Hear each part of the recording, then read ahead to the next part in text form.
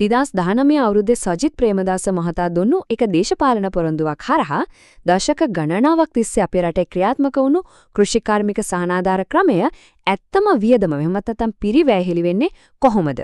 අද අපි මේ විග්‍රහයෙන් කතා කරන්නේ අන්න ඒ ගැනයි. මේ ක්‍රමේ ඇත්තම වියදම මොකක්ද? ඒකේ ප්‍රතිඵල මොනවද? අපි දැන් පියවරෙන් පියවර බලමු මේ පද්ධතිය හැදුනේ කොහොමද? සහ ඒකෙන් ඇත්තටම මොකද වුනේ කියලා.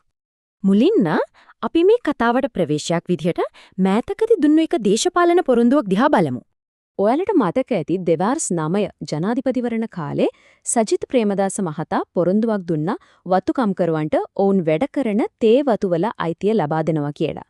අපේ මූලාශ්‍රය පින්වා දෙන විදිහට ඒ මැතිවරණයෙන් එතුමා ජයග්‍රහණය නොකළ නිසා ඒ අදහස ක්‍රියාත්මක වුණේ නැහැ. හැබැයි මෙතන තියෙන වැදගත්ම කාරණේ ඒක නෙවෙයි මේ හරහා අපිට මතක් කරලා දෙන්නේ හරියටම මේ වගේම ඉඩම් බෙදා දීමේ මොඩල් එකක් මීට කලින් වෙනත් දේශපාලඥයින් විසින් අපේ රටේ වී ගොවිතැනටත් අදාළව ක්‍රියාත්මක කරලා තියෙනවා කියන එකයි. ඉතින් මේකෙන් අපිට ලොකු ප්‍රශ්නයක් මතුවෙනවා. මේ වගේ ඉඩම් බෙදා දීමේ ක්‍රමයක් කලින් කරලා తీරවනම් අතීතයේදී වී ගොවිතැනයත් එක්ක ඒක කොහොමද සිද්ධ වුනේ? ඉතිහාසය දිහා ටිකක් හැරිලා බැලුවොත් අපිට උත්තරේ හරිම පැහැදිලි.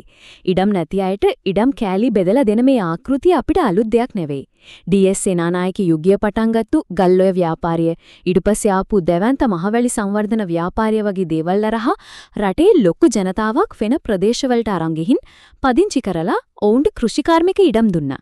මේකේ ප්‍රධාන අරමුණ උනේ මොකක්ද? වී ගොවිතැන දියුණු කරන එක.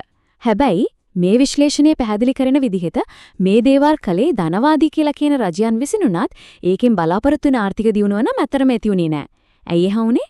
ඒකට හේතුව හොයාගන්න නම් අපි මේ ගැටලුවේ මූලික ව්‍යාපාරික පැත්ත දිහා එහෙමත් නැත්නම් ව්‍යවසායකත්ව තර්කයේ දිහා බලන්න ඕනේ.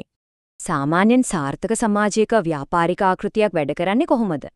ව්‍යාපාරික මනසක් තියෙන සුළු පිරිසක් ව්‍යාපාර කළමනාකරණය කරනවා. අනිත් අය ඒකේ සේවකයන් විදියට වැඩ කරනවා. එහෙමත් නැත්නම් ඒක සමුපකාර ක්‍රමයක් විදියට දුවනවා. හැබැයි මේ අලුත් කෘෂිකාර්මික ආකෘතියෙන් කරේ ඒ සාමාන්‍ය ක්‍රමෙන් සම්පූර්ණයෙන්ම වෙනස්ව අලුත්ම කණ්ඩායමක් බිහි කරපු එක. ඒ තමයි ස්වාධීන ගොවියන්. අපේ මූලාශ්‍රයෙන් තර්ක කරන්නේ කෘෂිකර්මාන්තය කියන එක ලාභ ලබන ව්‍යාපාරයක් විදියට කරගෙන යන්න අවශ්‍ය ව්‍යවසායකත්ව කුසලතා මේ පිරිසට තිබුණේ නැහැ කියන එකයි. ඒකින් ඒ කුසලතාවය නැති පිරිසකට ව්‍යාපාරයක් තනියම කරගෙන යන්න බාර දුන්නාම මුළු පද්ධතියම අසාර්ථක වුණා. මෙන්න මේ අසාර්ථකත්වයට එක්ක තමයි ඊළඟ අදියර පටන් ගන්නෙ. ඒ තමයි ඇත්ත ප්‍රශ්නෙට උත්තර හොයනවා වෙනුවට මතු පිටින් දෙන විසඳුම් සහ සහනාධාර. මූලිකම අවුල වුණේ මේ ව්‍යාපාරික දැනුම නැතිකම වුණත් දේශපාලනයෙන්ගේ ඒක තේරුම් ගන්න බැරි වුණා.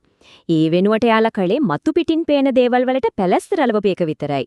උදාහරණයක් විදිහට ගොවියන් කිව්වම පොහොර මිල වැඩි කියලා රජය බදු මුදල් වලින් පොහොර සහනාධාර දුන්නා.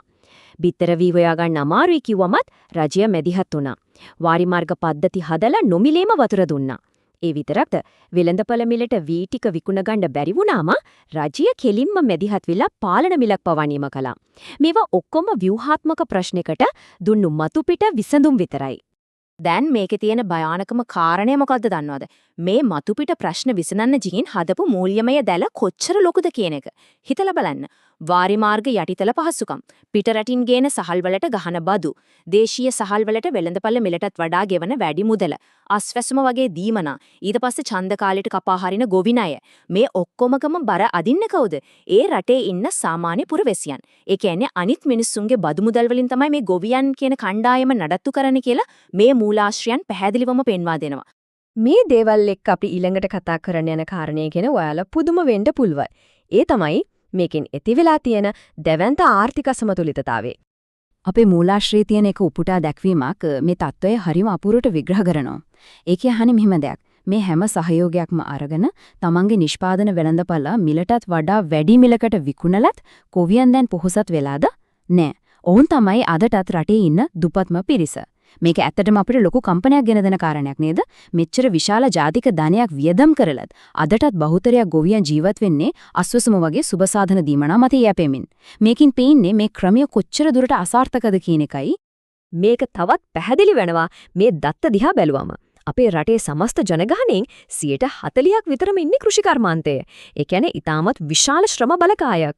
හැබැයි මේ දැවැන්ත පිරිසෙන් අපේ රටේ මුළු දේශීය නිෂ්පාදිතයට, ඒ කියන්නේ GDP එකට ලැබෙන දායකත්වය 6%කටත් වඩා අඩුයි. හිතාගන්න පුළුවන් දේ පරතරය.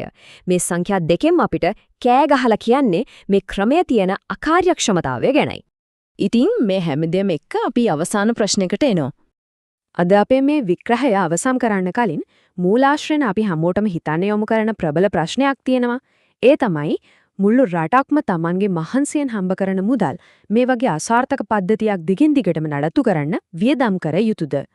මේ ක්‍රමෙන් ඇත්තගම වාසියක් ලැබුවේ කවුද? මේ ආර්ථික විශ්ලේෂණයේ අවසාන නිගමනය වෙන්නේ මේ ක්‍රමෙන් ප්‍රතිලාභ ලැබුවේ එකම පිරිස Tamanගේ දේශපාලන වාසි සඳහා මේ ජන කොටස පාවිච්චි කළ දේශපාලනඥයින් විතරයි කියන එකයි. ඉතින් මේ තොරතුරු දිහා බැලුවම සමාජයක් විදිහට මේ ගැන අපි ගැඹුරින් හිතන්න ඕනේ කාලය ඇවිත් නේද? අදට මේ විග්‍රහය අපි මෙතනින් නවත්තනවා. මේ ගැන ඔයාලත් හොඳට හිතලා බලන්න.